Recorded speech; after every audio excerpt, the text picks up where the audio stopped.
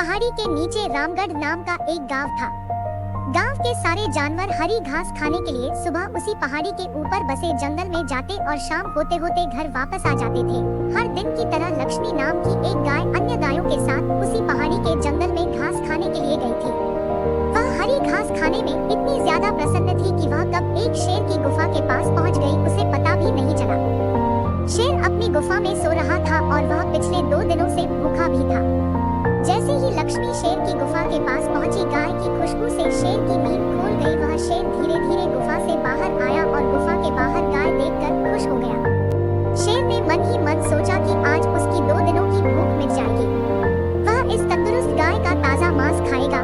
लक्ष्मी शेर की दहाड़ सुनकर डर जाती है। जब वह अपने आसपास देखती है तो वहाँ दूर दूर तक उसको कोई भी दूसरी गाय नहीं दिखी। जब वह हिम्मत करके पीछे मुड़ी तो उसे सामने शेर खड़ा हुआ दिखाई दिया।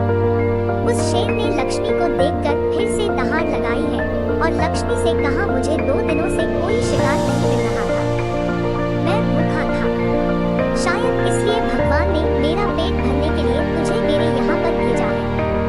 आज मैं तुझे खाकर अपनी भूख मिटा लूंगा। शेर की बात सुनकर लक्ष्मी डर जाती है। वह रोते हुए शेर से कहती है, मुझे जाने दो, मुझे मत खाओ। मेरा एक छोटा बच्चा है जो अभी सिर्फ मेरा ही दूध पीता है और उसे घास खाना अभी तक नहीं आया है। लक्ष्मी की बात सुनकर शेर हंसते हुए कहता है, तो क्या मैं अपने हाथ में आए शिकार को ऐसे ही जाने दूं? मैं तो आज तुझे खाकर अपनी 2 दिनों की भूख मिटाऊंगा।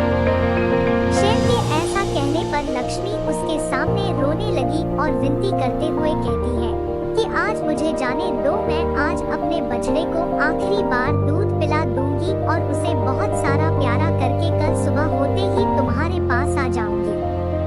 फिर तुम मुझे खा लेना और अपना भूखा पेट भर लेना। शेर लक्ष्मी की यह बात मान जाता है और धमकी देते हुए कहता है कि अगर कल तू नहीं आई तो मैं तेरे गांव आऊंगा, फिर तुझे और तेरे बेटे दोनों को खा जाऊंगा। लक्ष्मी शेर की यह बात सुनकर खुश हो जाती है और शेर को अपना वचन देकर गांव वापस चली जाती है। वहां से वह सीधे अपने बछड़े के पास जाती है, उसे दूध पिलाती है और बहुत सारा प्यार करती है।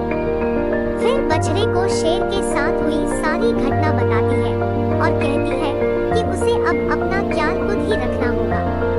वह कल सुबह होते ही अपना वचन पूरा करने के लिए शेर के पास चली जाएगी। अपनी माँ की बातें सुनकर बछड़ा रोने लगता है।